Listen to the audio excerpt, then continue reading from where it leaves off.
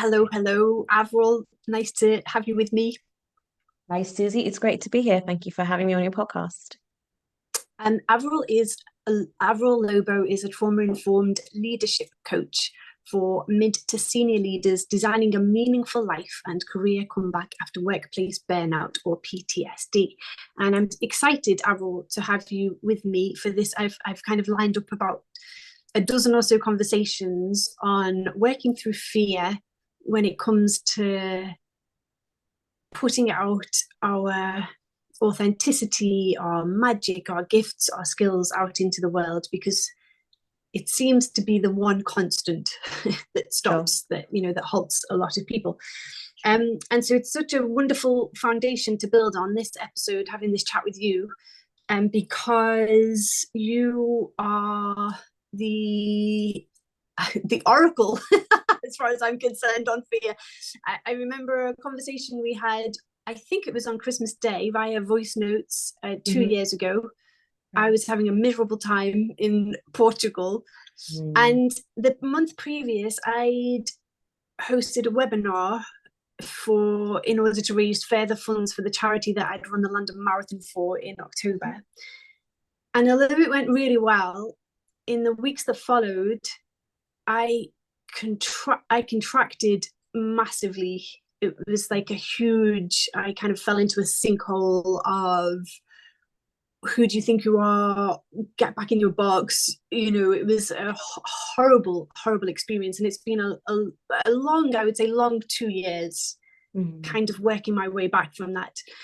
Yeah. Um, and yet, if you'd have told me 4 years ago that I was a fearful person, I would have laughed. And Hmm. yet, I've realized that when it comes to building your own business, entrepreneurial skills, putting your head above the parapet, being seen, Right. it requires a whole new level of going within and peeling back layer upon layer upon layer of fear. And I'm still in that process. Sure. That will be a lifelong process for me. And so I would love to ask you, what is fear to your mind? How does it show up? How can it show up sometimes without us even being aware? Well, thank you for your high praise. I'm not sure I'm the oracle.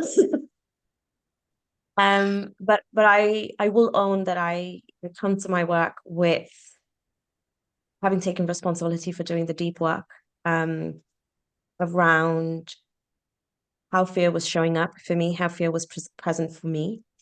Um, and I'm also going to go as far as to say learning to discern when fear was not fear itself, but it was the presence of shame. It was the presence of anger. It was the presence of emotions I had probably been conditioned to, not accept, to dissociate from. So yeah, I think that's where I come to my work from. Um, in response to your question, in terms of, what is fear and how that can show up. I think the first thing I want to say for anyone who's listening is that fear itself is not to be feared because fear is a survival instinct. Every single human being, every animal and organism, everyone has fear. It's there because it's a protection mechanism. And it exists to keep us safe. As we've evolved, as I will just use as human beings as an example, as we've evolved, it's helped us to um lean into our senses, check what's happening in our environment, check what's going on, take in all of that information, and then make decisions. A lot of that happening in micro, seconds. So I think the one thing I want to sort of just sound off early in this conversation is that there's fear as the primal, this instinct, the survival response, and then coming to this conversation from a place of what are our learned fears? What are the fears that we pick up along the way, either through our own lived experiences or through messages that were given to us throughout our early childhood conditioning, through education, living as being part of society and community. Um, to my mind, I think I would say it's very important, first of all, to discern whether the experience one is having is that instinct kicking in. So am I standing in the middle of a burning building, or has a tiger just jumped out of a bush at me? That is, there's the real fear. Um, versus um I'm about to give an all important presentation. I've just been promoted. I went from being a manager to being a new leader. Again, I'm just bringing this into the context of the people I work with and in the work I do. Um, so, as an example, you've got to give an all important presentation. It's the first time you're maybe standing up in front of a room of people, or maybe you've got to deliver. You're responsible for results and you're responsible for managing people, and then suddenly there's that inside sense of fear. How am I performing? What's going on? All the rest of it. So I think it's discerning, is this a primal instinct? Is this something I've got to do? Is it something I've got to get out of the way of harm? Or is this an internal experiencing, a heightened sense of, all of those messages that comes up, am I okay? Am I doing the right thing? Um, I think going back to what you were saying somewhere earlier in the conversation, we sometimes hear the imposter showing up. Who am I? Who are you to do this? Or the inner critic, get back in your box. So I think to my mind, and I can say this having worked through my own stuff, but also in terms of how I coach my own clients through the process, is to start to look at, where is that fear originating from? And then once we have some clarity around what this is, then we can start to unpack and do something. The other thing I want to quickly add here, and maybe this will come up as we go through the conversation as well, is for some of us who have the experience or are living with complex trauma, developmental trauma, relational trauma, um, where certain life experiences have over the course of time conditioned the brain and the nervous system to respond in certain ways, the experience of fear and the instinct of fear is almost immediate, and it can come up very quickly, long after the original event has ended, long after whatever happened and years have passed. The past still has that imprint. And so some of us might be familiar with terms such as hypervigilance. We might have heard language, and there's definitely more conversation around the nervous system responses of fight, flight, or freeze. So I think, again, coming into an awareness of, is my fear, yep, there's a tiger there, I need to get away, or two, has something over time conditioned me to then go, even though this is a good thing, I've got to run away. So that's the flight response, which could be an avoidant way of behaving as well.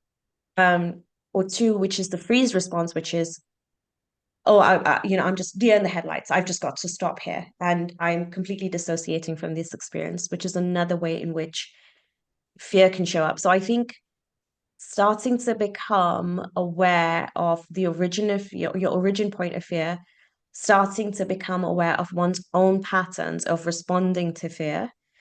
And I think the third thing I'm going to add there, just listening to my own response, is becoming more aware of the language around fear. Because if we get, my belief is, if what we focus on grows, many of us who have been on our own self-growth journeys and personal development journeys will have heard that line, and it couldn't be more true. So the more we focus on the thing we're trying to get away from, we bring more of that into, bring more of that experience into ourselves, but also start to become more vigilant of like, what's here, what's about to harm me. So what I'm saying is start to notice where that fear is originating from, and then start to really own your own awareness and increased self-awareness around how you respond to situations or people or relationships that might activate that fear response. Mm. And I think that was such a light bulb moment for me when you were leaving. I remember one of the voice notes you left on that Christmas Day, 2022. I'm pretty sure it was in that conversation you spoke about the dahlia flower, and how when it's the photography is sped up of it opening, every time it opens a little, it also contracts a little, opens a little, contracts a little.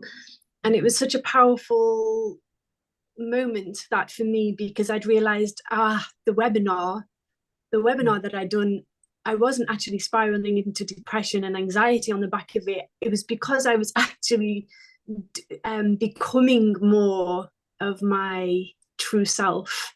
Sure. And there was a contraction after that. And I thought that was really, Mhm. yeah, it was quite a moment for me. Mhm. In your, if there is unaddressed trauma, in you speak about there of the fear responses, Mhm.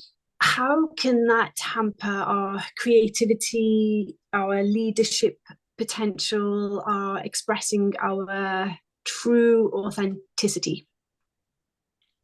Well, I think the first thing I want to again sound off there, and I come to this again from someone who has invested the time and the resources to do some work.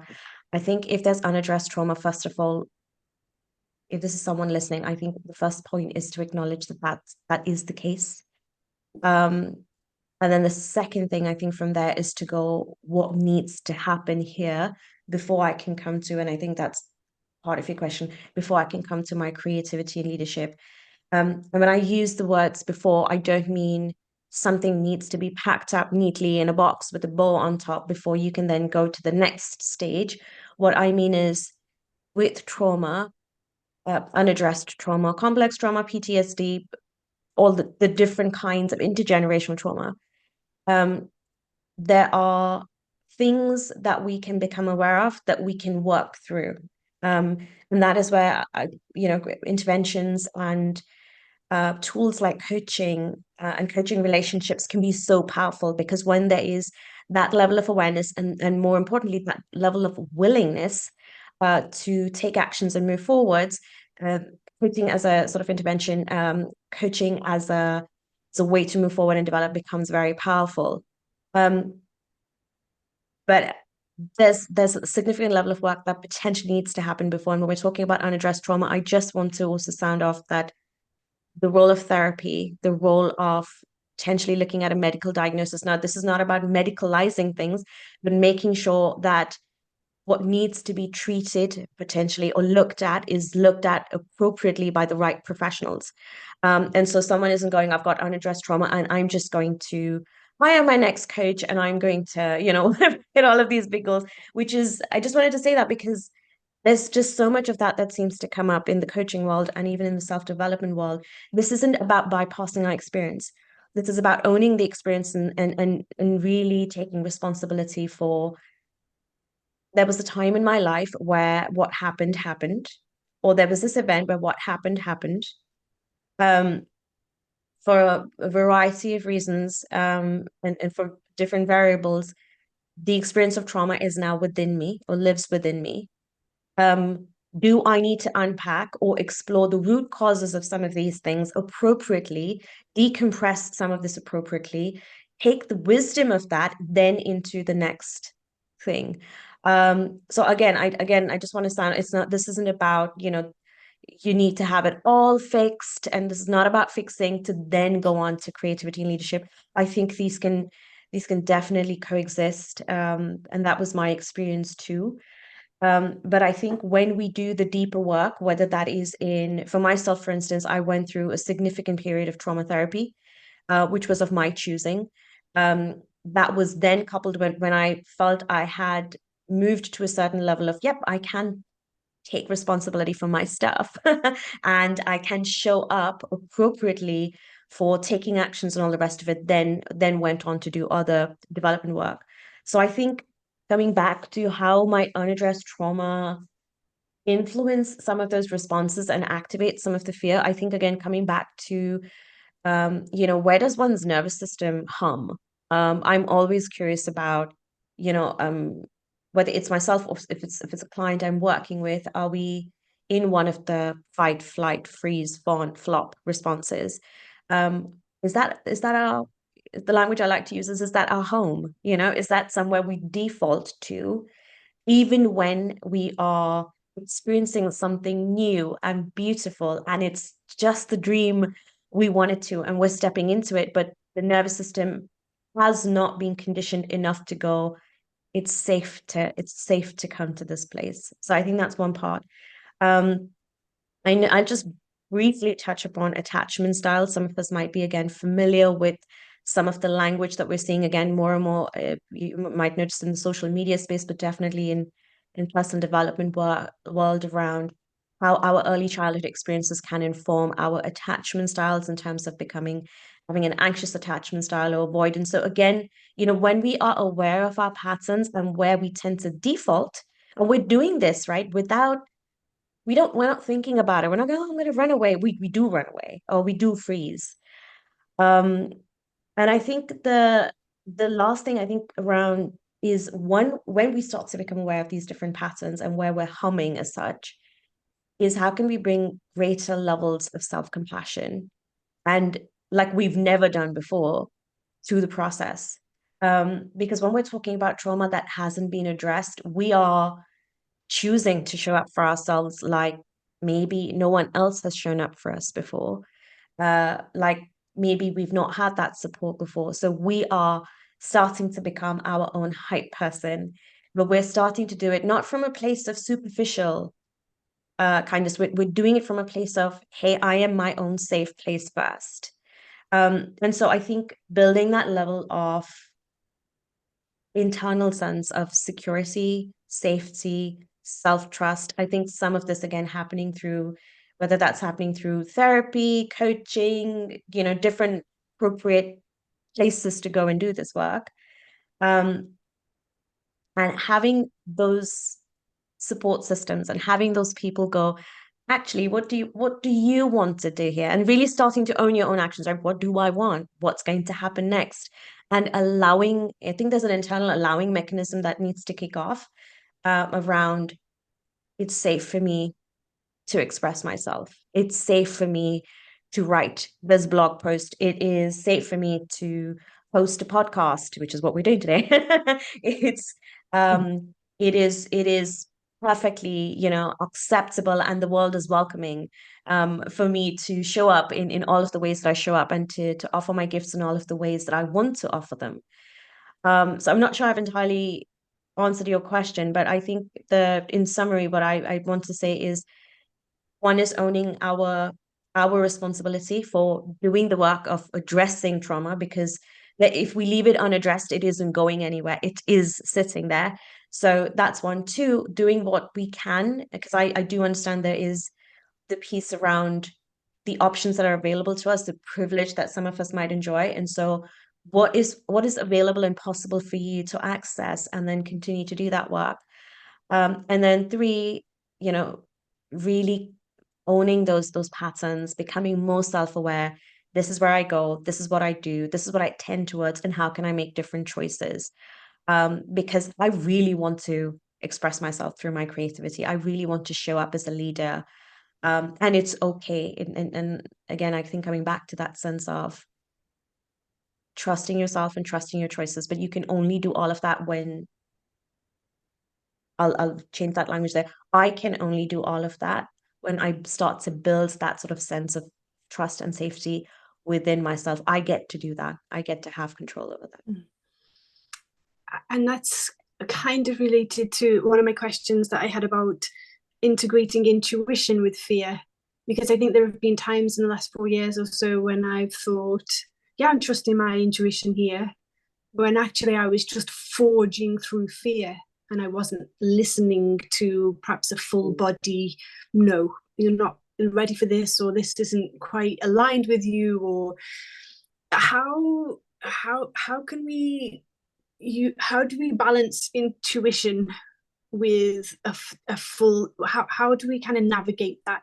How do we come to see fear as an ally and begin to trust more our own intuition? I think that's a really good question. I think what comes up for me when you ask the question around how can we see fear as an ally, I think is first of all coming around to a place of fear can be an ally, because for some of us who may have had the experience where fear fullness uh fearful response is the default, and we have been so afraid for so long inside of us that we don't even recognize it. What does it even mean to be, I'm using the words that resonate with me, but hopefully this helps anyone listening, is what does it even mean to be not afraid? What does it mean to be without fear? And I think here I just want to check myself and also just sort of put a little piece in here as like a side note, which is that um when we talk about fear, and we need to put things into context rather than it being fear in like a global context. So it's like an peanut butter spread, big old thing. Is when we are speaking about fear, it needs to become very specific to what we are talking about, or what we are living through. So, for example, if I have someone come to me and we're having this conversation as part of coaching work, I will want to understand, is this something that's generalized? Is it coming from, and again, this is me working, making sure that I'm within the ethics of the coaching industry as well. Is this what the we are terming fear, or the language we're using around fear, actually anxiety? Is when we say fear is the person experiencing or living through a panic attack. These are all very different things. Is the person in a full on, dissociated, maybe burnout state, where then everything, every small thing is a fearful thing. And it might be that on a good day, when their brain is functioning as it needs to, and we can come to that later, they're able to make the decisions from a more logical, rational, calm place. So I think the first thing I would say is ensuring that when we are talking about fear or referring to fear for ourselves, that we are very specific to the situation in front of us. Um, I remember from therapy terms, when I was in therapy, the homework tool that I had is this a big global thing, or can you be specific? Otherwise, when we go to global, it can go to catastrophizing. So is this, I've got to go into a meeting and I'm feeling nervous. So I think the first thing is also developing some language around the specificity of our experience that then decompresses and takes away all of this extra energy, because fear itself as a word is, it's quite big. But is it fear? And I might be making a bit of a joke here, but it's the fear of spiders, which is very real for some people. It might bother you, it might not bother me. So it's those kinds of things. So I think I just wanted to sort of sound off the, what is the situation with fear. The second piece around fear as an ally, which I was sort of coming to, was when we think of allies, we potentially think of allies are friends, and sometimes they're soft and cuddly and fluffy and sweet and everything good and nice. But the truth is, even in life, all allies don't always show up looking like smiling faces and fun things or people.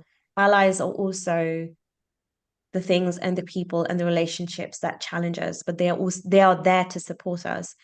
I love coaching and being coached for the fact that we use the language around to support and challenge. Otherwise, it would just be a conversation, and that's what makes, for instance, an intervention like modality like coaching so different from chatting to a friend. It's not a chat, or being mentored where someone's giving you advice. So I think the thing around allies as well is an acceptance of when this specific fear or when this specific signal shows up for me, what is it actually taking me towards, or what is it even taking me away from? What is my mind, story telling me, these narratives we have inside of ourselves? So I think if we are talking about befriending our fear, or at least being comfortable with fear, it's, I think, perhaps the starting point, I'm going to say this, so someone had to work through this, is that there is the presence of fear, and then there is, okay, you're here now. What do I want to do next? So I think that all allies don't show up as like soft, fluffy, friendly, smiling. And sometimes allies show up as discomfort and challenge. Um, it's about what happens next. Um, so the other part of your question around intuition and fear, I think, again, I'm going to come back to the point of, do we own our intuition? do we know when our intuition is kicking in? And that is only a question each person can answer within themselves. Because if one has been, for a variety of reasons, right? And again, coming back to developmental trauma, complex trauma, different experiences, when there has been a sustained period of time where one's intuition was not allowed, the experiencing and the expressing of intuition was not allowed, it is again becoming attuned to, hey, that's my intuition. When this thing, this voice or the sense kicks in within me, this is what it feels like. This is how I trust it. And then I think backing that up with, when my intuition shows up, how do I welcome it? So does it show up and then do I still self-abandon? Do I still go, oh yeah, that's a giant red flag, but you know what? I'm going to choose this thing because this keeps me in, and I'm saying this without judgment, we're just using language here. This red flag shows up. Am I choosing to still self-abandon and not set this boundary because it will keep me safe and I'm a good girl, good person, etc.? Or do we go, actually, this thing is telling me that this particular job isn't right for me, this particular relationship isn't working out, there's something wrong in the, whatever those signals might be. It doesn't have to be wrong or right, it could be the other way around. This is not the time for me to take this on. So it might be a very good thing, it might be exactly what one wanted. But it's about what happens after. That's again coming back to the point of self-trust, is how do we strengthen that sort of muscle within ourselves that goes, oh, here's how my intuition shows up. This is what I do next. Here's how I'm building a sense of self-trust. And self-trust isn't about getting it right or wrong. Oh, it's just about going, this is how I honor this choice and the fact that I have a choice. In terms of balancing intuition and fear, again, I think I want to come to this from a place of fear isn't to be feared itself. This isn't about picking fear or not fear. You know what I mean? This isn't about fear being the enemy. So that intuition is the good thing and fear is the bad thing. And this isn't about putting them into, one's the hero of the movie and the other one's the big bad villain and bad things going to happen. This is about, here's my belief. My belief is that it is a this and this, intuition and fear. And I think, yeah, coming back to your question around balancing it, is I think this the experience of balancing it can come from doing things, from acting on things. It cannot come from thinking it out. It cannot come from, right, I'm going to decide that tomorrow at 11 a.m. onwards, I'm going to balance my intuition and fear. I think that's a great starting point. That's a great decision to make. I'm going to be welcoming, etc. However, we can only start to know when we do. I'm a huge fan of a quote from Marie Folio, um, from her book, Everything is Figureoutable, which is, clarity comes from engagement, not from thought. Um, and I do believe that extends to intuition, and acting on intuition, and even acting, on the information that our fears, or the signals of a situation might bring us. Is, okay, so what have I done next? And what did this tell me? And what have I learned about myself? Okay, I've had this response after I took this action. You know what? So we start to give ourselves information to work on, and we start to balance that out rather than going, I'm going to choose, like, an idea. I'm going to choose this concept, and then the concept doesn't work for me. So yeah, I think being open to fear being present, like, it's a fact of normalizing the presence of fear, ally or not, and then going, what do I want to do with this information? To strengthening our inner muscle of how do we listen to intuition and honor intuition. And then, potentially picking this approach to welcoming in intuition and fear, and then choosing what to do from there.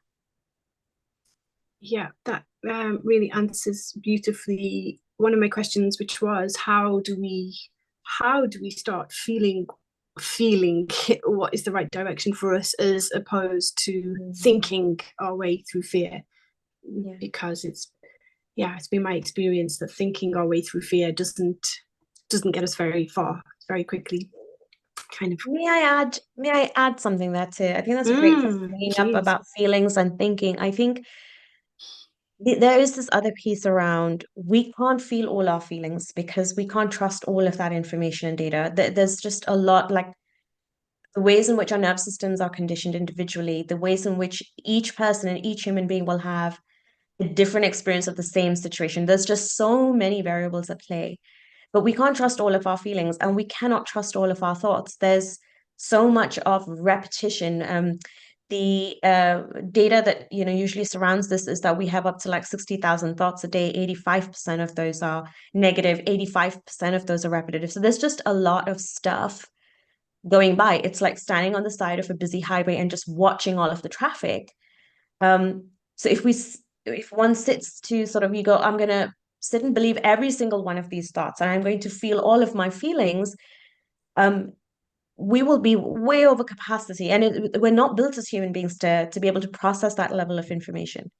So all of this coming back to self-attunement, self-awareness, really accepting responsibility for, fine, I have all of these feelings, but what is this an activation, or to use the word in popular culture, triggered? Am I triggered by this, or is something from the past sort of showing up here in the present and taking me away from what's happening now? Um, am I just the kind of person who has over time had this habit of just listening to all of my thoughts, believing all of my mind stories, but not actually becoming present to, I can choose a different thought. And that is a huge part of whether one's in therapy or coaching, all of these different interventions, checking in with ourselves, checking in with our mental hygiene, really building some new skills around that used to be my autopilot, that used to be my default way of thinking or feeling. I have a different choice here, and I am fully in control of that choice, and I'm going to make a different choice and then honor it. I'm going to do that. So I think there's a balance between the two things, and I much prefer to come back into the work of emotions, because the energy in motion, our emotions are experienced and felt somatically. They are in body experience. So for instance, if over time I've had to learn to move on from, am I mad? Am I glad? Am I sad? And go, am I angry? Am I disappointed? Is this betrayal? Is this shame? Is this happiness, joy, nostalgia? All, developing language and vocabulary. Now, we don't have to go and learn all 72 emotions to start doing that, but becoming aware that the experience of emotion happens first in our body before it even falls out of our mouth when we go, oh, I'm, etc. The conscious experience of it. So that's the emotion part of it. When we start to become more attuned with the somatic experience of what that emotion is, and we can name it and go, I am experiencing this. I am noticing I'm having the experience of. And I think in terms of thoughts, I think in and of itself, thinking is not a bad thing. It's what is happening in the thinking and how are we doing the thinking. So do we have some good habits around our thinking? Do we won't go really deep into this, but for instance, if for those of us who have worked through neurolinguistic programming, we look at cognitive distortions, things like all or nothing thinking. It's either got to be this way or it's that, black or white. Generalizations. If it's this, then all of it means this. So getting in touch with what those habits are and then going, oh, how does that habit serve me? Am I thinking in ways that help me stay resourceful, help me come to this with ideas, help me problem solve rather than, just staying stuck with my problem. There's all of this. So feelings and thoughts in themselves, I don't think I don't believe it's choosing one or the other. I would dial it into, and again, this comes to the work I do with burnout and trauma recovery, is becoming aware of one's emotions, becoming aware of one's responses to emotions, how they show up in the body, where it shows up in the body. In terms of thinking, what are my default patterns? What are my new habits? And I want to close that answer out with response out with thinking the thoughts that take me towards something. Am I, because we can use our cognitive and thinking energy for what's the next action? What does this tell me? What is the information here? So we can use that to develop actions and strategy and ideas and all of that wonderful stuff, all of the creativity, which our brain is great for. and shift into that kind of thinking as well. So yeah, I just wanted to sidebar on that one. Just sound off, yeah. And that's fantastic. And you've touched on it really, but you might want to add or expand on how the mind, body, energy, somatic techniques help us to release fear that is stored in the body and help us to step into our more sovereign self. Certainly for me, the meditation and what else was I going? The NLP is Yes. so powerful because it's bringing me into my body and it's helping me to peel back the Yeah. layers. What are your, how in your opinion, how powerful is the mind body energy work when it comes to releasing fear? Oh my gosh, from my own experience of having had the big burnout and having worked through it, because for anyone listening, and if you're not familiar with my story, so I had a big burnout in 2018. It shut me down completely. I'd lost my ability to, well, do lots of things, but like it shut me down to the point of I could barely walk, I could barely speak. Um, and I was, and I'm very conscious I'm using this language, it was almost reduced to feeling like I was a 2-year-old child who was struggling to take, the first steps again, or struggling to string a sentence. My brain had completely shut down to the point where I just noticed I used the word completely, but it felt like that at the time where I was unable to remember anything, literally anything. If you gave me a list of 3 things to remember, I could not. Um, and it was really all of the somatic work, the connecting back to the experience of inhabiting this body and inhabiting and having a brain that really, I would say, um, saved my life. Um, but I also want to say here that I didn't do all of the work on my own. I had very good support and I invested in very quickly, very early with a therapist who was able to guide me through the somatic work, and how that combined in with therapy. Because if I was to, I think, only do the talking part of it without being connected to my experience of what was going on inside of me, I don't believe it would have helped as it would have been as effective, um, as it eventually was. And so it was really a combination of things. And just disclaimer, I'm not a somatic experiencing practitioner. I'm not the expert here. But what I can share from my own journey and from what I know clients share with me, and are okay for me to share with others is really committing to practices like meditation and choosing what that looks for you. So for instance, when I first started with meditation, I used an app and it was all about sit in one place and it didn't work for me for a very, very, very long time until it took might have been the therapist who said it doesn't work for people who have certain types of trauma because the very experience of being still and focusing on one's breath can actually set off all of the vigilance alarms and make one feel very unsafe. And no one had told me that before. So I discovered that my favorite, and still is my favorite form of meditation, is a walking meditation. It really connects me fully into my body, all of, activating the entire body muscles, walking, focusing on my breath, um, combined when checking in with my senses. This was some of the listeners might be familiar with it, but this was a tool shared with me by the NHS practitioner, which was the 5 things you can see, 3 things you can hear, 2 things you can touch, feel. So really checking in with the 5 senses of the body while walking and really coming home to breath. Because when I went through that experience of burnout and PTSD, I think it's the first time I went, goodness, my breath is so shallow and it just feels like it's caught up in my chest and it just does not seem to go anywhere below that space.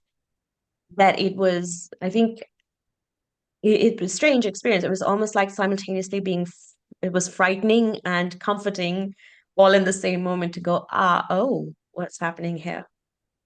But it also gave me, I don't want to say it was a light bulb moment. It was like literally the shutters of my mind were thrown open into how dissociated I had become from my own body. Um, and I think this is again coming back to, doing the work with fear, and I'm putting this very specifically in the context of my journey and the work I do around burnout and trauma, is that dissociating from the body has potentially become the normal and has been a survival adaptation for many of us, so that we can survive that experience that we're having to go through, survive that relationship, navigate the circumstances, that job, the boss, the marriage, different things. And coming home to the body, like becoming reacquainted almost with, this is my breath. This is how it feels when I breathe in for 4 and breathe out for 5, and big exhales, or I move my limbs. This is where my hands are. I think is so important. Um, I'll quickly sound out the things that I love doing, and I know that some of my clients share with me. So meditation, yes, again, choosing the form that works for you. But meditation more from the point of, I like to think of it as like a time with self as well. Relationship is more a spiritual deepening of spiritual connection with self and divine. Breath work, which can come through even just walking, being outside in the garden, etc. Getting outside, throw open a window, get some fresh air. In this world of hybrid working or working from home, or whatever, even if one might not have a work job lifestyle, maybe um your default is that you're a stay-at-home mom, or whatever that is, it's okay. But getting outside into nature, taking a walk, smiling at strangers, saying hi, that kind of thing.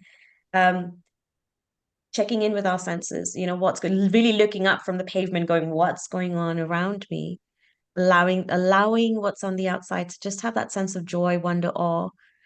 I think these things really help. My favorite thing to do, which is very effective if I notice I've been hit by a shame spiral, or I have entered a freeze state and I'm quite shut down, is to shake it off, quite literally, as Taylor Swift says. And so I will do the things that make it fun for me. So I will put on I don't know, like a fun dance playlist, which I've created for myself, and I will literally shake off all of it, even if it's 5 or 10 minutes.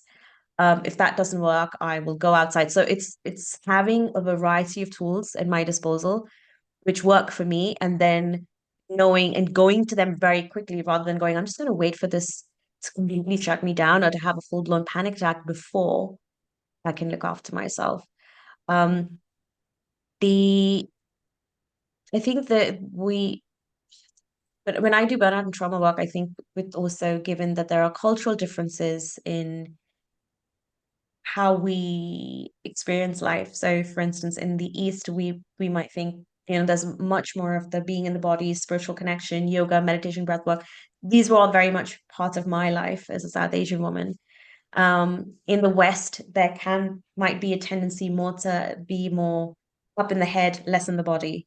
So we're thinking our way through things, and this is what we do, and this is a strategy, but we're not so connected, from the neck down into what's going on. Um, I always find it interesting that we use words like soft skills, um, to refer to the development or cultivating of empathy or kindness, and the human being skills. We all have them. But we refer to them as soft skills as opposed to the hard skills of, I don't know what it is that makes us successful or achievers. Um, so yes, and I think, just to sort of close that out as well, when we are in connection with our body and when we are in connection with our mind, we can come to every moment and everything that we do from a place of, where's my energy at? Because energy is a finite resource. Our time is a finite resource. Um, when we start to become more aware of things that activate us, as I've been saying through this conversation, the patterns that we may have defaulted to, we can then start to build out new ways of being, new ways of thinking, new ways of behaving, new ways of allowing, where we've probably shut off ourselves in certain relationships, certain situations because they have felt unsafe. We can start to allow new experiences. We can start to allow new relationships. So especially with burnout, when energy levels are so depleted, when we are running on fumes, my therapist introduced me to the analogy, which I still use with my own clients, is when you've got a phone battery and it's down to 30%, you're like, oh my gosh, I'm at 10%. I've got to plug it in and charge. But with burnout, we are way past the zero mark. We are in the sub. We're like minus 10% and 30% or whatever. When we're still functioning from there, we still think that it's okay for us to show up and do things because we're so cut off from our experience of what's going on in the brain and mind and body. So from an energy perspective, if we're going to bring the best of our energy, we need to know what that looks like, what that feels like, what that actually shows up like. Because if we are to do our work to use the language you've used earlier in this conversation around creativity, in terms of leadership, we can only lead others as we lead ourselves. And so if we have to learn to lead ourselves first, we can only lead ourselves first if we understand what's driving us and what our motivations are. And how is it that we expend our energy? We can't be doing things one way and then expecting to lead people a different way. We'll be out of congruence, which again is an energy drain. So yeah, I think coming back to the body, inhabiting oneself, embodying one's experience, then we can go up. That brings me up. Oh, that brings me down. Well, and it's not about, again, I don't want to come at this from a this is good, this is bad. Life is a mixed bag of things. And we can only know how far we're willing to go or stretch with something when we start to do things, when we start to act on our awareness, rather than just having them as ideas of, that person makes me feel uncomfortable. I don't want to hang out with them anymore. But that person might have just asked a challenging question. And if we cut out everything and everyone that makes us uncomfortable, then doing this work of getting in touch with our bodies, our emotions, our brain, it's a vacuum, and it's very, well, I'm going to say I'll speak for myself. It's impossible to do this work in a vacuum.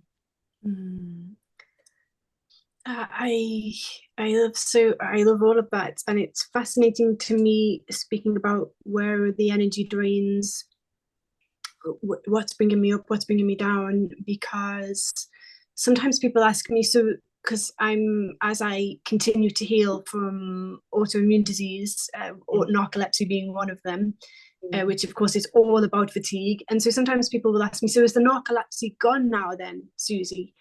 Right. And for me, that's the wrong question. I don't associate with the label of narcolepsy. For me now, the question is, if I'm experiencing sleep attacks or extreme fatigue, I'm thinking, so where is my mind been? Where is my emotions been? Yeah. Preparing for this podcast, for example, I was notable. I felt it in my body. I feel energy.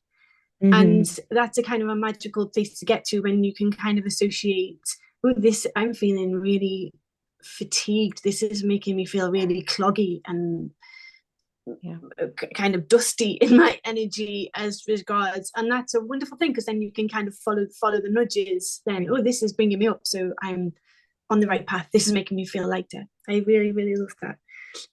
Speaking of that energy topic, and the whole being with doing, this is something that you speak of on your beautiful website. Yeah. So I think we're experiencing collectively more and more of that kind of, we're not designed to be slogging 9 to 5, how do we learn to cultivate more balance in our lives if that traditionally has been the way we come at life? How do we recondition ourselves to know that we are enough right now, irrespective of what we're doing? We're human beings, not That's human doings, as the saying goes. as it goes. That's a really powerful question. And I'm going to say for me, I think this is part of the lifelong journey and the lifelong process of continually coming back to being, continually coming back to a place of becoming with the capitalized B. I think I want to start off by owning my stuff, which is I used to be an overachiever. I'm a recovering overachiever, but I've come so far on this journey in the last 5 or 6 years since sort of coming through to post-traumatic growth. Um, I think I'll start by saying when I was first introduced to the work of doing the work of being versus doing, I thought my head would explode. I was doing this work. This was a long time ago. This is probably before I was in burnout as well. And I remember listening to the therapist going, what is this person on? What are they on about? This is going to slow me down. Don't tell me about being. I'm a doing person. Because the cultural conditioning I had had, the messages within the family environment, the messages were normalized around who you are is what you do. And this, I know, resonates with many, many people. And since migrating to the UK and having the opportunity to meet with and speak with people from so many different parts of the world and different cultures, there is some variant of this message that exists somewhere. And so the traditional message or the traditional way of life is you go through school, you get an education, you get fancy degrees if that's your thing or whatever is related to your field, and then you go on to have a job or work or either self-employed, whatever form it exists in. But what you do and the title you have and the bank balance it's creating, what you can afford to sort of show as the visible markers of your success are then equated with who you are as a person. And for the longest possible time, that seemed to be the only thing I ever knew. The more I went harder, faster, bigger, next promotion, next accomplishment, the recognition, the what I mistook for belonging, but was really conditioned acceptance, a conditional acceptance, conditioned love, came only on the back of if I did the next big thing, which after a point I wasn't sure if I was even doing the things that mattered to me, which is what was a huge contributor to my experience of burnout and why it took so long for me to come through. Um, when I talk about being and the way I understand it, and from the work I have done and the work that I do now within coaching, is that the doing, I'm yet to encounter anyone who's short on doing. By that, I specifically mean taking actions. They're like, okay, I'm going to do this thing. I've set my sights on this goal. I want to bring this dream to reality, and I'm going to go after this stuff. Almost everybody I work with, most of the people I know are, most people are, they know how to do stuff. Maybe it's about how do we tighten up some ideas around, okay, this is how we're going to get from A to B. But I'm yet to meet someone who doesn't know the doing part of it. The challenge that we come up on in the work is, who am I becoming when I'm doing this thing? And am I even becoming the version that I have chosen for myself, that I have chosen? And do I even know my values? And have I chosen those values? And is all of this doing taking me towards that becoming? That, and again, I often refer to this because that's the experience it is for me, more in spiritual terms. One life to live. What is my purpose here? What's my legacy? And that doesn't have to be in doing big, humongous, big things. It can be in the everyday choices. So I come to the work of being when I'm doing my own work within myself, but also within my practice, is how are we embodying the changes we are making? How is the identity within oneself shifting as one does the things?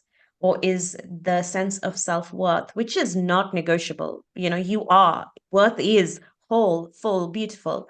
How is one sense of self-worth just completely tied to the next thing and doing the next thing and accomplishing the next thing, and or labels like success, or certain, financial markers of success or other visible whatever. So it is about actually embodying the change. When I am pursuing this goal, am I, who is the version that's showing up for this? What version of me is pushing out from comfort to stretch? What version of me is checking, oh, actually, I'm in panic. I need to move back into stretch. I don't need to go this far beyond my energy. I don't need to overextend. Is this even my goal? Is this a should goal? So I think the balance, again, coming back to the balance comes from when we start to reach for greater levels of self-awareness. Where am I operating at right now? Do I know that I have this? I don't want to use the word problem, but do I know that I act or behave in certain ways that pushes me way past my levels of energy, that takes me out of alignment with my values? That's like, I really want this thing, but I'm saying no to the things that matter to me and yes to the things that, so I'm just in, to use the words, in doing mode, in productivity, in hustling. Nothing wrong with all of it. It's about, we're talking about sort of maybe certain types of extremes or certain types of overextending. Even our strengths can, start to take us down when we overextend on them and they pull us back. And then we are starting to then get clear on from that place of increased self-awareness. Right now, what am I choosing here? How am I choosing to become? Who am I choosing to become? I use a lot of that language in my work, and it's something I really believe, because when we embody our identity, and again, I think coming back to that somatic experience, when you embody yourself, you have I think one has a clearer sort of path forward. The energy is different, the moving is different. Mm. This might sound like a random example, but I quite love it. There's a there's an exercise, a tool that I had to do it myself, but I often offer my own clients right at the start of our journey, is to write a letter to themselves. And it's writing a letter to their future self. And in that exercise, they usually the invitation is, take yourself somewhere that's your favorite place to be, where you just feel like you're king or queen or president of the world, whatever just absolutely heightens your senses. Actually physically go to that place and then sit down, take some time to write this letter to yourself that you want to become, that you believe you are in 5 years' time. And as you visualize this, literally write down, what do you see yourself wearing? What's the fragrance you're wearing? What are your favorite colors? How are you dressed? What do you see yourself doing? Are you traveling to certain types of places? What's the food you like?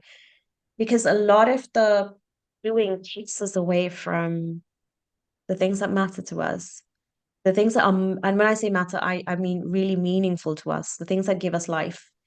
And we push and push and push it down. We deprioritize ourselves and our needs and push it so far down that we're so disconnected that then trying to come to our goals and then achieve them, and you go, why does the success feel so hollow? Why does this, and I know this might sound extreme, but I'm going to go there because this was my experience in burnout. All of the success didn't feel like happy high. It began to feel like grief. But it began to feel like the grieving of, this isn't the life I've actively built this particular version, but I don't want this version. I've said yes to a whole heap of things that have taken me very far away from who I am on the inside, or what matters most to me. And I've done that because I've believed the idea, lie, notion that if I do this, then I will be accepted. If I do that, then I will be recognized. It's a very high cost. And burnout can it's very, very costly to put one's life in. It wasn't just sick leave, it was putting my whole life, full 360 degrees, all of it in full park. And being absent from all of the things that matter to me, relationships, summer, just the simple, joyful, pleasurable things of life. So in terms of balance, yeah, I will say we get to come to like increased self-awareness, and we get to choose what we're going to do from there. And most importantly, and this is how we reclaim our power, which is already there within us, and we reclaim it. We're not going to take it from someone else. We're just going to step into our own stuff. Is we get to choose. And I think choosing internally within ourselves, giving ourselves full permission is one of the greatest acts of self-choosing. You know, the fact that you go, I have choice. Oh, I have choice. I'm going to use my choice. Guess what? You know, I'm going to do this. Um, and that is the this is why I like the doing. I think is a lot of living in the outside world, and for me, being the way I think about it, and again, that comes up more in the work is being as an inside out expression of self. And we are moving more and more from that inside out connection to this is what's happening in my body. These are my emotions. This is my, pardon my French, this is my shit. I'm going to deal with it. I take full responsibility for this. Oh gosh, yes, I know I act this way. Okay, come on, what we're going to do next.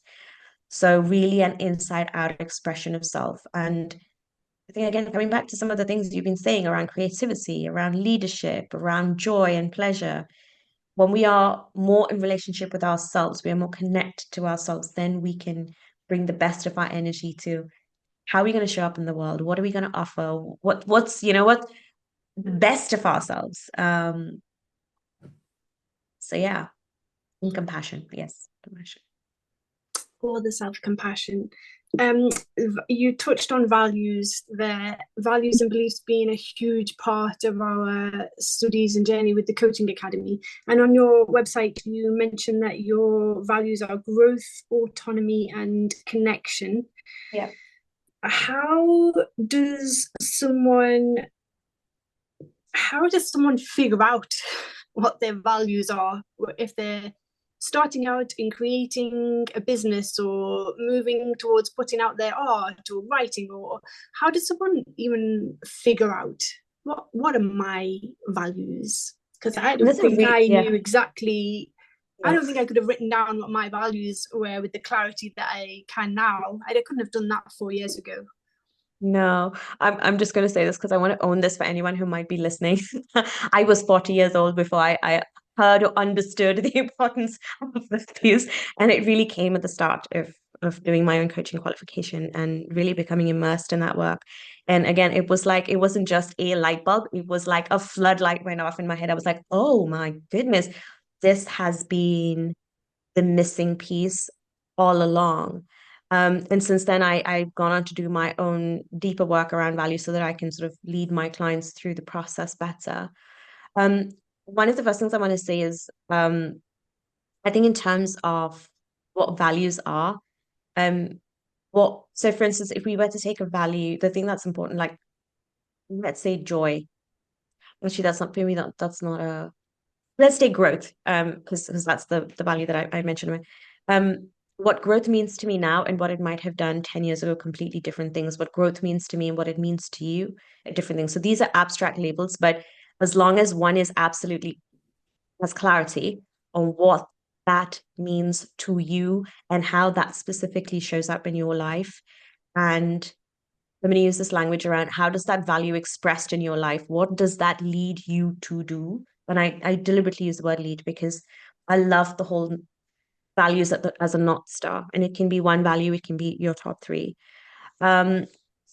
Typically, when you're familiar with this, but you know, typically the process of it is that we look for that one single value that was like if everything else fell away, what's the thing that like properly drives me? I think over and above what I've said on my website, the one thing that is just hugely important to me that drives me internally, externally is integrity.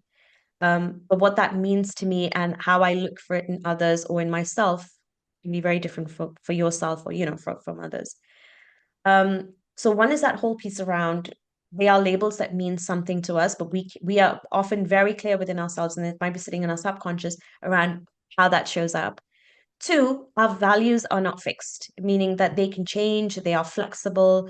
What my values are now at this point in time or stage of my life can be completely different from something 10 years down the line. So we can choose our values. And we can, and most importantly, we can choose to honor our values. That's what this entire process is about. In terms of, I think figuring out what one's values are, there are lots of, if somebody who's listening wants to do this work, I think there are lots of tools online in terms of, walking yourself through the process and then distilling down this list into one or two things. Um, the thing that's important to me personally in my own growth work, but also when I am supporting others through this, is how are you going to honor this value? How is this going to show up in, taking your dreams through to reality? How are you going to go, oh, I have this idea and this is really important to me. I want to make this a real goal. And so how does that actually express itself tangibly in real ways in your physical world? Um, how does expressing that value make you feel? I probably think that's the second part of it. What is the internal experience, your inside inner world experience of this value? I know, for instance, if I was to take the value of autonomy for me, it isn't just that, so it can start with something as I work for myself and it gives me autonomy over my work. I make all of the decisions. I am the boss of my business, etc.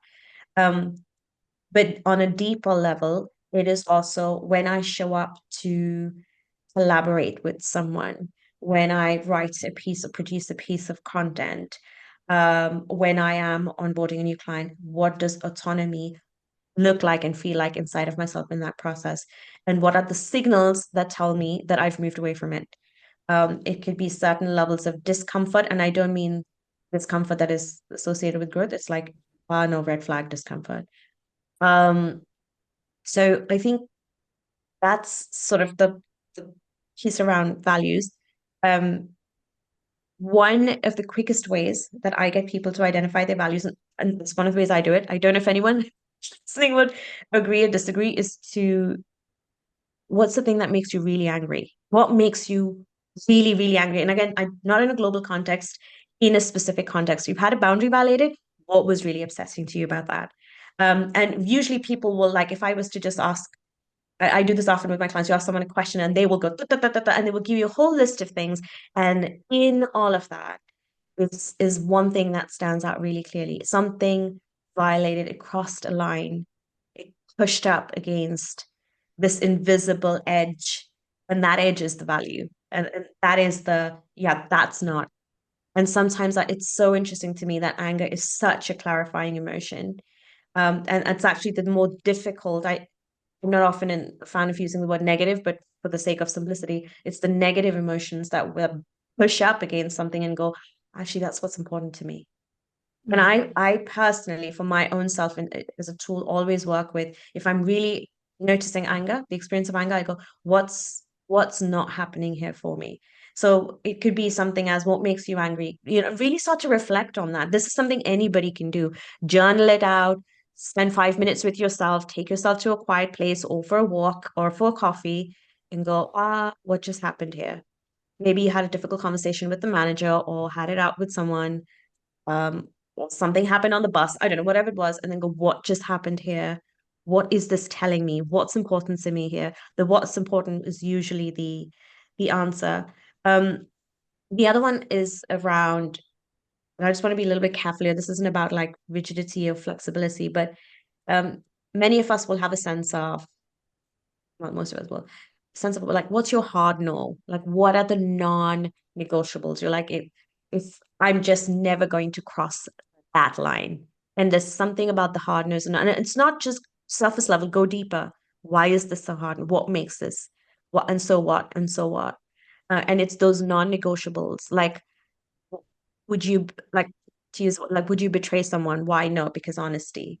Would you tell us, repeat to someone ask you to keep a secret? Would you tell that to someone else? Would you break confidence? It's these kind of like I find that our values are brightest in the situations that are messiest, is the only, if I was to use even one headline summary to all of that. Um, Not everyone likes to go to uncomfortable places, but it's often in the most uncomfortable places that they show up the brightest. And when we have that information, we can go now again, coming back to so much of what this conversation is touched on is like, so now what? Now what do I do now that I know this? It isn't something like, oh wow, my top value is contribution. I'm gonna just write that on a post-it note, stick it on my bulletin board or whatever, and just or make a, I don't know, phone wallpaper out of this. covered with glitter. But what is this? How does it show up? And again, coming back to your last question around being and doing, when we are in tune with our values, and even if it's the one thing, how does this again contribute to that inside out sense of expression? How does coming home to myself, coming home to my body, coming home to what matters to me, the relationships that matter to me, how does this show up? When I chase the goal on the outside, not everything has to be a chase, but like when I pursue something that matters to me, um, I heard you use the words before, and we use it a lot in the growth world, which is alignment. Am I sort of tracking towards this? Does this North Star guide me, or is it I'm so far away? And how can I start to come back and track back towards this thing? I'm allowed to change my mind, but right now this is important to me. So yeah, it's kind of yes, and I encourage anyone listening who's not done a deep dive into their values to do that, and to seek out those tools online, or to do it with a coach, or because I think for me, values was, I always associated values was a very religious word. I associated it with being a good person, and now I associate it with being healthy, the best version of myself, the happiest, healthiest being. I think there's some serious magic to it, and it also then helps us in the magic that we desire to put out into the world. It will flood that, with light. So I love that. I am very aware of time, but there were a couple of other questions that I wanted to ask you, because your newsletter, which drops into my inbox every Wednesday morning very happily and joyously, always includes the word, or more often than not includes the word joy. I think your newsletter is actually called Road to Joy. Yeah. Which is surely one of your values. So how can embrace it? I invite everyone listening actually to, I'll put in the link so that people can sign up to your newsletter. In the show notes. But how can embracing joy and playfulness every day really help us to overcome fear, and move into a state of kind of playing more with life rather than slogging with it? So I'm going to offer a perspective that comes on the back of my experience, but is also, it leads a lot of the work I do in coaching, which is that joy isn't outside of ourselves, it is on the inside, and it's like home base. It is the natural state of being that every human being has. Unlike happiness, which is achieved at the magical end of something wonderful, happy, some external circumstances, joy is an internal state. And I come to this from a place of, no matter what is happening on the outside to us, no matter how circumstances shift, no matter the challenges that we've experienced, the redundancy that came out of nowhere, a miscarriage, divorce, death of a loved one, an epidemic, pandemic. There are things these experiences that happen to us as human beings. Joy is that internal place that it exists. And for me, all of the work of burnout and trauma, although it is very much packaged with the words recovery and sort of moving people forwards, really at the heart of all of it is bringing, I use this language a lot because I just love it, and it has been what helped me come through and keeps me moving on, is coming home to joy. That joy is just that internal place of this is, and even with everything going on that's happening or going on outside of me, or these big difficult experiences, I am here. In terms of embracing it, I think this is the thing of coming to that place of, it's like watching little children. We get to make these choices in like every moment of our life. Joy and playfulness, they are here. It's a matter of going, right, I'm just going to access it. I am going to do this because I can do this. But it's not waiting for the next big thing. It's choosing, and sometimes we'll hear things like, don't wait for like a big occasion to wear that favorite dress or to use the best china or I don't know, put on that favorite perfume.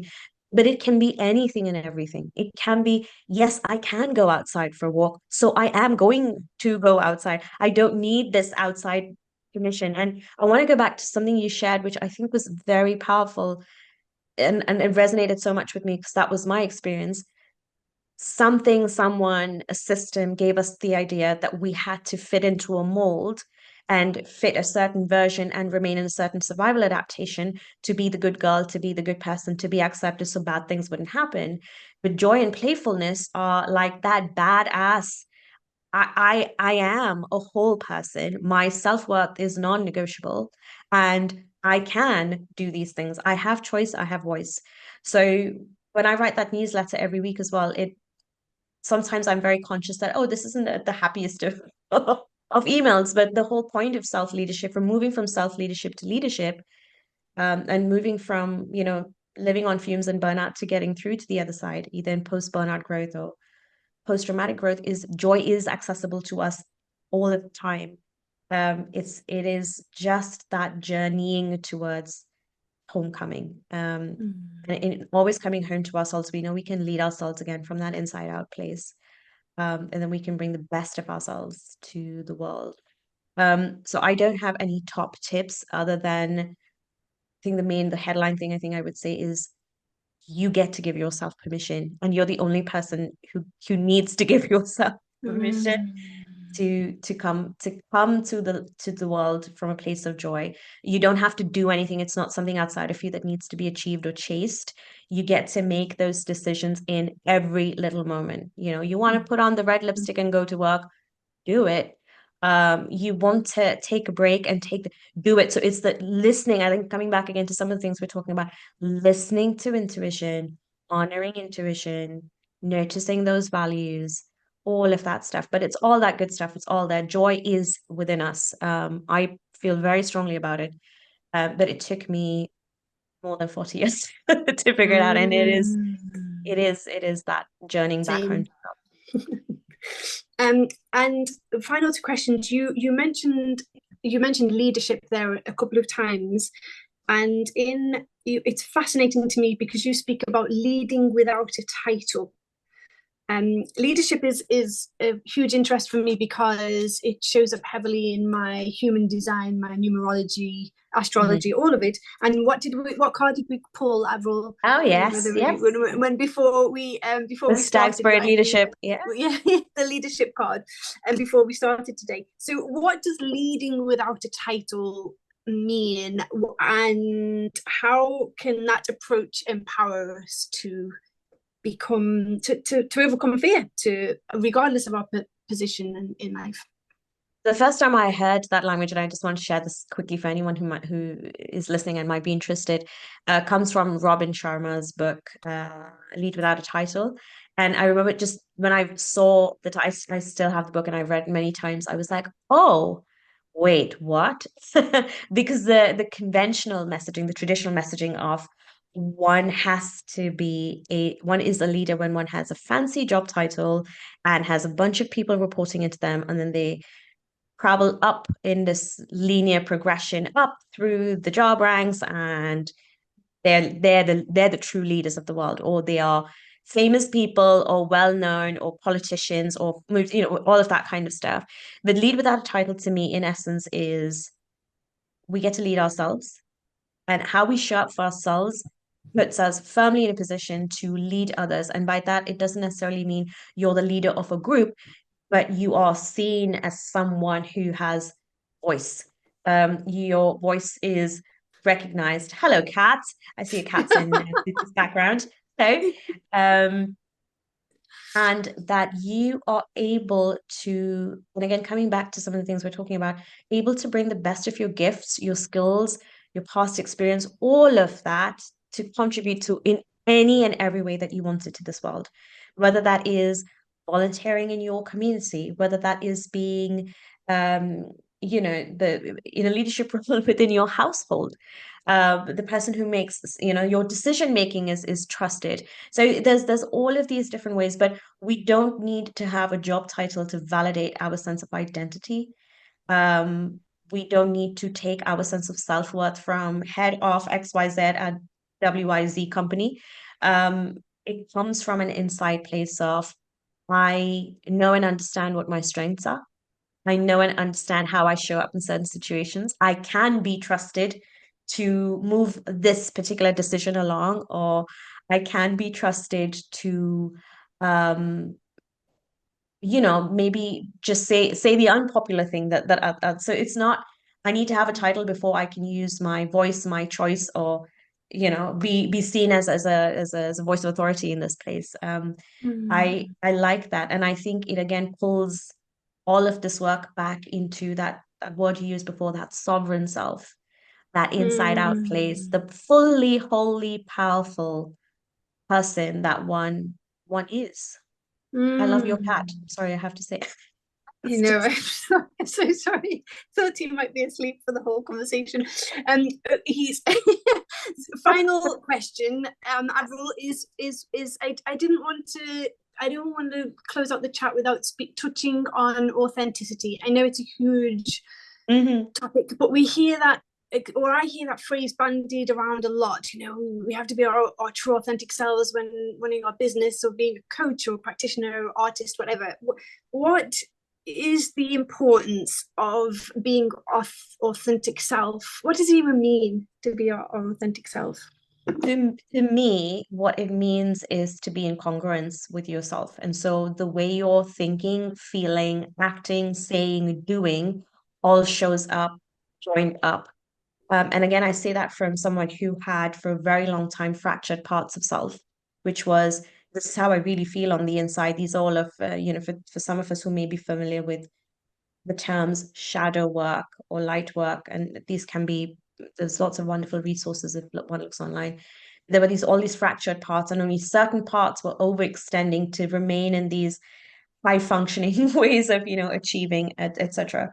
um to me, authenticity now, and I'm saying this again from someone who's traveled a long way from PTSD into post-traumatic growth, is that first of all, I have to accept myself, warts and all. There are parts of me that were disowned, discarded, not loved by others, and then I chose to take on that role of discarding, disowning, twice, like telling it to shut up or shut it down. And I have to now take responsibility for some of that still going to show up, and that's shadow coming out. Being aware of its presence and then going, but here's all of the, and again, coming back to so many of the things we've talked about in this conversation, being really having clarity on, but here's my non-negotiable values. Um, these are the new ways in which I'm going to start to think and act. These are the habits and behaviors I'm creating. So to me, authenticity is joining up all of this. It's not about being a shiny person because we've covered ourselves in glue and now we're suddenly this new, authentic, best version of ourselves. It is when we're using that language, we understand how we show up. We understand how we're activated. We understand how we react or respond. And I think for me, the way I come to this is I understand that I'm a work in progress. I am not in an arrival point. I don't have to be at an arrival point. That's the whole experience of being a human being, is that sometimes I will be in a happy, joyful experience and still notice that grief has shown up for some reason. So to me, authenticity in a nutshell is owning all parts of my own experience, choosing what to do with that experience, but really being in congruence with myself. Because the more I am disconnected from, oh, actually, I don't like that. I'm not a fan of, for instance, there's a lot of language online around, naming your inner critic a word, and someone will go, oh, you're such a bitch or whatever. Um, or all of that. Those are all parts of ourselves. And they're parts of ourselves that need varying levels of compassion, sometimes fierce self-compassion.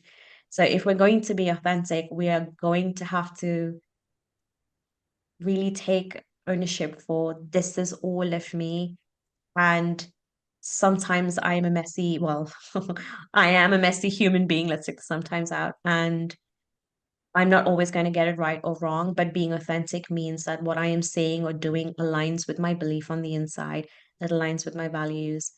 It comes from my places of my strengths, or it comes from I don't know how to do this, and that's fine. I own that too. Um, again, I don't think authenticity is an arrival. It's not like a final destination. It is, to me, it is a journeying. It is a journey towards self. It is a journey towards that place of home inside of oneself. An ongoing joyous process that we get to do. Sometimes joyous. Oh, Yeah, Avril, I must have you back. Because we could talk all day. I always just absolutely adore talking to you. I see you as a change maker, a cycle breaker, and someone who is very much helping others to break their own fear-based cycles and patterns and conditioning. And I'm really, really grateful for your time. And yeah, must have you back though. Thank you. I want to share something from a place of vulnerability. Um, for the longest possible time after I had come through burnout and PTSD, it was very hard for me to use my voice in sometimes in literal ways and often enough in any kind of way. And there would be a very, very loud inner voice. And I don't want to use the words inner critic and imposter, etc., but it was a very loud inner voice of self-doubt. And a very cruel voice that was like, who do you think you are? I think you touched on this as well at the start. Who do you think you are? You have nothing to say. What you have to say is just going to be mumbo jumbo. All of these, well, very cruel language. And it has taken the time, it has taken um support. And I know we've talked about therapy and coaching, but I really want to say this so that we don't leave this off the table. It has taken love and friendship and really the love of, the relationships that matter, and being just allowing people in my life to like just let me drop into that, to heal and come through things. Because while we are doing the work of growth, there's just so many other things that come up for us in terms of grieving time lost, parts of ourselves that weren't allowed to have the fun, the joy, the playfulness. And it has taken me so very long, maybe over 6 years, to just come back to, well, I don't even use the word back, but just come forwards as opposed to a place of reclaiming my voice, literally. But I cannot we can't end this conversation without me saying that in addition to doing all of this stuff and reading up and educating yourself on self-awareness, knowing who your people are, knowing who you can trust, and the people you will just allow to love on you and to nurture you, that is some of the most powerful work, and the most powerful sort of places and spaces you can go to to continue to do all of this all of the things that we've talked about today. So thank you for having me on your podcast and for this conversation, because I know that we met 2.5, 3 years ago now, and where we started as potentially two students training to do something, and that has then developed into a relationship and a friendship that is growing deeper every day. And I'm so thankful for you, for the gift of you, and for everything you bring to the world, for your magic. So yeah, I love you. Thank you for having me on this conversation. Oh, bless you, Avril. And I'm really glad that you touched on community there, because that was something that we didn't get a chance to discuss. And because that's something I feel very strongly about too. And especially I think going forward, I think we need more than ever to find our tribe, find our community, and to light the world up with love. I think I get emotional. All about the love. All about the love. Yeah. Oh, bless you, Avril. Thank you. I love you.